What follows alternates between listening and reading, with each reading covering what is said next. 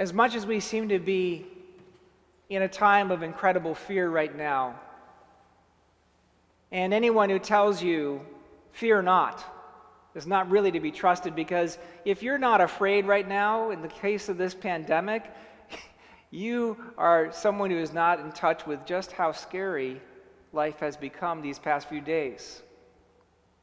But this is not the first pandemic that we have had. We have had other pandemics in the past, not only in 1917 when we had the flu epidemic, but we also have had a pandemic with HIV and AIDS. And as I was thinking through what was going on with us over the past few days, I've been thinking a lot about an exchange that happened when I was in college, and there was a friend that my cousin Carla had who was named Drake. And Drake was the first out gay person that she had as a friend. And this was a time of pandemic. It was a time in which there was a lot of anxiety about hosting people that were gay, hosting people that had at any kind of risk for HIV infection, not really knowing what was involved with HIV and how it was transmitted between people.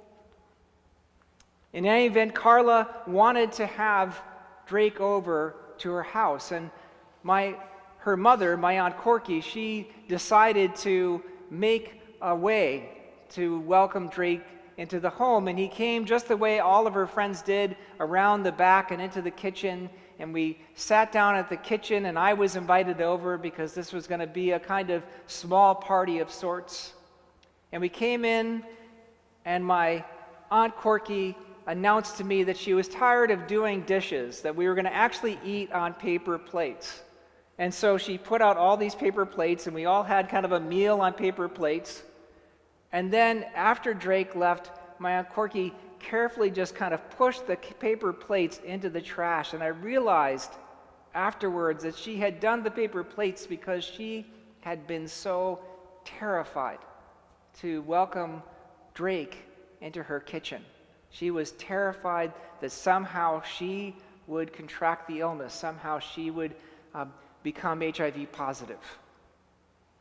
And over the years, I've looked back on that party, and I've had these moments in which I have kind of seen this as a really problematic moment, in which someone went kind of halfway instead of all the way in terms of welcoming someone into their home. And over the years, I have sympathized with Drake and the fact that he felt such incredible stigma being an openly gay man at that time, in that time of incredible fear and a time of incredible panic, and a time in which so many people were dying and so many people were getting sick. And I used to look for many years upon that exchange as kind of a moment of kind of awkward hospitality that didn't go all the way. But this past week, as I was thinking about what is entailed in everything that we're doing, and thinking about all that we're trying to do to somehow protect the vulnerable and make space for connections and create social distancing so that people don't get infected, to try to limit the spread of this virus, COVID-19. And I've come to see that what my Aunt Corky did, well, maybe halfway, she went further than most people did to make people who are stigmatized, people who are outcast, people who are marginalized, people who were suffering, welcome in her kitchen. And so I found my memory changing. I've come to see that moment in which my aunt made room in her kitchen and served Drake on paper plates as actually this kind of moment of connection, fragile, vulnerable, but actually an attempt at connection. And I find this story incredibly important to remember for me and maybe to tell to you, because we're living in a time in which people have known that in times of pandemic, actually compassion tends to drop. David Brooks wrote an important essay earlier this week in the New York Times in which he reviewed several historical studies of pandemics. And what he has found through reading these stories is that actually what happens in pandemics is actually compassion starts to ebb away because people become so fearful about what they have in their own homes and their own bodily integrity. And it becomes easy to stigmatize people. It becomes easy to blame people. It becomes easy to focus only on our individual good and not on the good of others, not on the common good, not on the things that connect us to one another, not on the things that truly make us human. And I share all of this to you today because being part of this service and worshiping God and having our prayer life and centering on His Word and connecting to one another and finding ways for us to be the church, not only by pulling people in, but actually walking forward and meeting people where they are and somehow actually creating community and serving others in this time of pandemic. Well, that's really important. Even if we do small half steps, even if we fail in little ways, even if we don't get everything we hope to do, we start to build and resist that natural drive to let the compassion kind of slowly drain out of our lives. Now, all of this is really important, I think, for understanding what it means for this gospel from the Gospel of John to be real in our lives. Because there was exactly the same kind of exchange between someone who was stigmatized and shamed and Jesus. The Samaritan woman who came in the middle of the day because, of course, she wouldn't feel comfortable actually getting her water at the beginning and the end of the day. She was someone who was suffering from incredible stigma and shame, in part because of her own life journey and the decisions that she made, whether they were in the best of her interest or maybe even without her fully being able to have agency, the 5 husbands she had. In part, perhaps because she was a Samaritan and was living, although living in a Samaritan context, there were probably many different shades of people who were in and people who were out.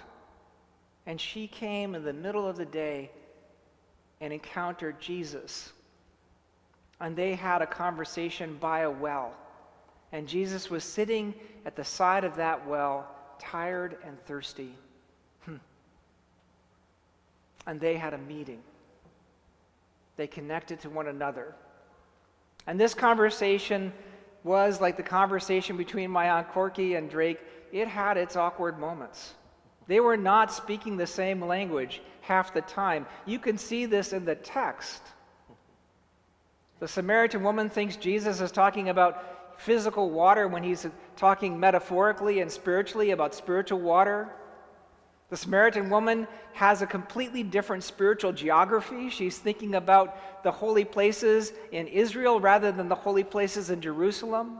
Jesus completely owns the fact that he is Jewish and that he does not understand things as a Samaritan does, even though the two had been mixed together for centuries. This is an awkward conversation in which there is as much points of common disagreement as common agreement. And yet there is a connection. And yet there is somehow a meeting between the two, and something incredibly special happens in that meeting. Now, many of you have your favorite passage from the Bible that says to you, what is the essence of Christianity? For some of you, maybe if you watched football in the 80s, you remember that the essence of Christianity had been summarized by this sign that used to be held over our head. This one fan would have this sign holding over his head at a football game, in which it would read John 3:16, which says, "For God so loved the world that he sent his only begotten Son." And that certainly is true, and that certainly is the gospel in miniature for many people. Martin Luther thought so. Or maybe some of you think that our reading from the Epistle to the Romans is another kind of moment in which we see the gospel crystallize, when we read that God proves his love for us in that while we were still sinners, Christ died for us.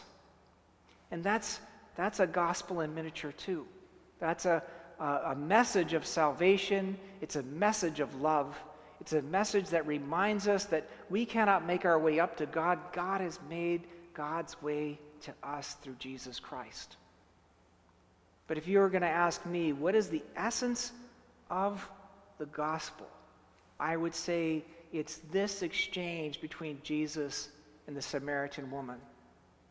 And I would say it for at least 4 reasons. It's a moment in which there is a meeting between Jesus and a woman, and this is a meeting of incredible intimacy. There's a moment in which actually the woman hears something Jesus say that he has said at no point until this point in the Gospel of John. Throughout this time in John, Jesus has been the subject of incredible epiphanies. He's been called the Son of God, the Lamb of God by John the Baptist. He's had disciples follow him and have tried to stay with him. He's had moments in which he has turned water into wine. But it's only in this gospel that when the Samaritan woman says to him and mentions that she is waiting for Messiah, that Jesus says, I am he. Previous to this time, in the 2nd chapter of John, verse 24, it's written that Jesus did not yet entrust himself to anyone, for he knew the hearts of all men. But in this gospel passage, Jesus says to the Samaritan woman, I am he. I am the Messiah. Jesus actually, in some ways, repeats that incredible word from the Tetragrammaton, the Jewish, the Hebrew word that says Yahweh. I am he. I am who I am. I am the great I am. I am he. And there was incredible vulnerability in that moment. And that vulnerability created the opportunity for intimacy. And that intimacy between the woman and Jesus was transformative. Because in that moment of intimacy, Jesus became all that she hoped he would be. And in that same moment of intimacy, the woman finds herself transformed. She's not someone who is ashamed. She's not someone who is stigmatized. She's not someone who is feeling excluded or marginalized because of who she is. She became a missionary.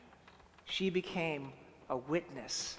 And she immediately left her water jar and ran into the town and delivered the good news of Jesus, the Messiah, to the people of that city. So the first thing that we have to notice in this gospel today is that the good news of Jesus Christ, the gospel begins in intimacy and it moves to mission. It begins by that moment in which we are transformed by grace, and then it moves into a time in which we go out and share and bear witness to the difference that God is in us and through us. The second thing I want you to note in this passage that I think is incredibly important, that goes to the core of what it means to be a Christian, is that to be a Christian is to move from stigma and shame to liberation and life. The woman, when she meets Jesus, is incredibly shamed by her past. She's hiding it. She's hiding herself. And yet, Jesus finds a way to pull her out of herself by not shaming her, but by telling her a truth that is liberating. You know, there is a saying that the only way out of shame is through shame. The only way we get better from the shame that imprisons us is to talk about it. And this is difficult. This is something we're reluctant to do, because when we talk about the things that exclude us, that talk about the things that make us feel less than, when we talk about the things that make us feel like we are bad people, the things that imprison us from being all that God has called us to be, these things are hard to talk about. And yet talking about them is key. And Jesus somehow is able to tell a truth about that woman, that Samaritan woman, that liberates her because he comes in and takes that story and moves her through shame to acceptance and life and love. The third thing that I want you to see in this incredible, awkward, but beautiful exchange between the Samaritan woman and Jesus is that suddenly every place becomes holy. There is this argument about geography early on in the passage, which is kind of hard to totally figure out because they're arguing over where is the holy place in the Holy Land. Is it somewhere in Israel or is it in Jerusalem? And this was an argument that had incredible relevance to anybody who was experiencing themselves as Samaritans or Jews. But Jesus actually speaks a universal word. And he says that every place is holy, that the worshipers of God are not going to be known about the territory they inhabit, but by the Spirit and truth they tell. And a couple of weeks ago, Pastor Manisha gave an incredible sermon in which she lifted up for us the fact that none of us and no place is holy in this world because of the gospel of Jesus Christ. So every place is holy. Every place is a place of transformation. Every place is a place of worship. Every experience you have is a place that can be redeemed. Every sin you have suffered from, there is a grace involved in it. And that is part of what it means to be a Christian. That is part of what it means to follow Jesus Christ. And the final thing that I see in this passage that's incredibly important for us, I believe, which is the crux of the gospel, is that there is water for thirsty souls. This is an incredible passage of Scripture because in so many ways this is the kind of frame for the first part of the Gospel of John, and it images the last part of the Gospel of John where Jesus dies. Jesus meets the woman at the well at 12 noon, and Jesus dies at 12 noon. And Jesus is meeting the woman at a moment in which there is a revelation of himself as Messiah, and this is a moment of incredible vulnerability. And on Good Friday, on Calvary, when he's being crucified, this is a moment in which Jesus is revealed to be the Messiah. And in today's gospel, Jesus is experiencing profound thirst, and he's waiting by a well, hoping to find someone who would give him a drop of water. And at the end of the Gospel of John, only in John, does Jesus say, as he's dying on the cross, "I thirst." So running through this passage that we're talking about today, there is a promise to us of what it means to find in Jesus not only a thirsty Lord, but a Lord who gives us living water. And the living water, in some ways, that Jesus is speaking about when he's speaking with the woman, becomes incredibly open and pours out of him through the blood he sheds on the cross. And that living water that is shed on the cross, it starts to come to us as life when we start to experience the resurrection of being born anew in the Spirit. So this woman receives living water because even though she had a bucket and could get physical water, she was dying of spiritual thirst. And Jesus has come not only to give us the living water of the Spirit, but to see ourselves in some way as transformed by living in a world in which we become not only the recipients of living water, but we become fonts of living water to other people when the Spirit of Christ moves through us. And part of what it means to become fonts of living water is we start to care about who is thirsty. Because part of the ways in which the Spirit of God transforms the way we look at our world is we start to see Jesus everywhere, and particularly in those who are thirsty or hungry. Now, of course, water is key in the Bible. I won't go through all the instances where you find it, but you see an image of today's gospel when you read in the Gospel of Matthew and the Gospel of Mark that anyone who gives a cool cup of water to those who are thirsty has not lost their reward.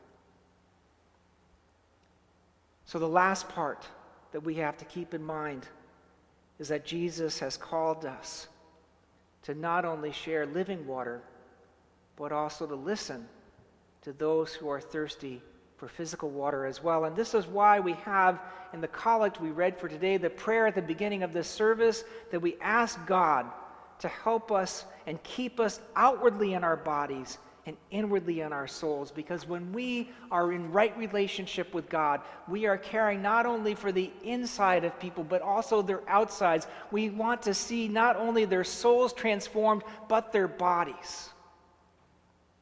And so in this time of pandemic, one of the lessons we can learn is not to let the compassion drain out from us.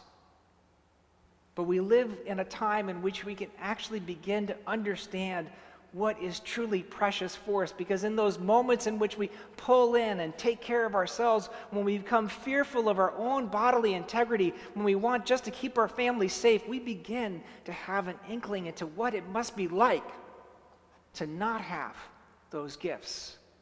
And God can redeem those things as well. Those feelings that we have, that self-protection we have, we can begin to imagine what God might be doing through us and God might be calling to us to do so that other people have that protection as well.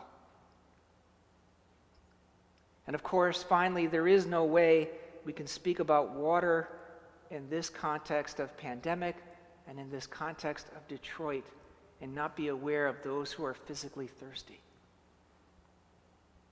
And so perhaps one way we can think about today's gospel is that we are called by this God we follow in Jesus Christ, by his first witness, the Samaritan woman, to bring food and water to others who are hungry and thirsty.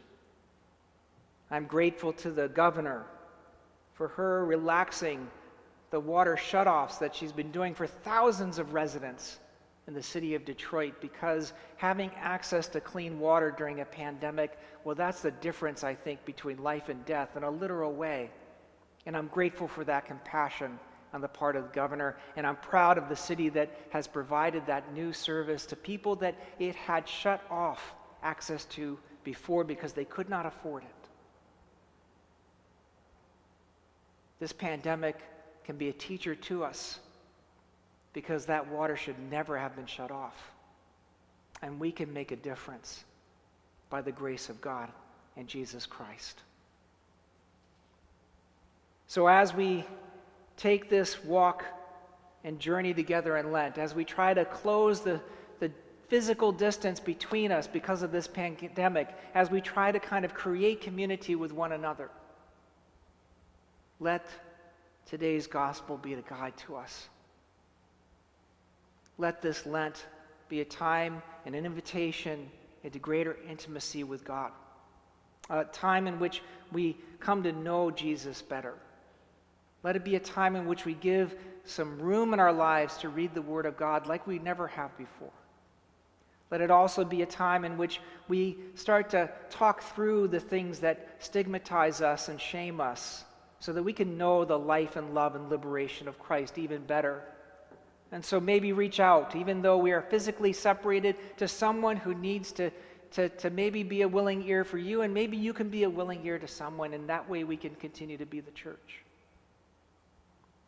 And try to realize that no matter where you are staying, No matter whether you're at home and can't come near here, or that you're going to try to limit everything you can to stay away from here and try to stay away from large gatherings as we've been asked to do. Maybe in the midst of this dispersal that we find ourselves in, maybe this is an opportunity for us to realize that every place is holy. And finally, as we think through the thirst that people are actually feeling in this world, thirst that is physical as well as thirst that is spiritual, that we can take time to drink of God's grace. Amen.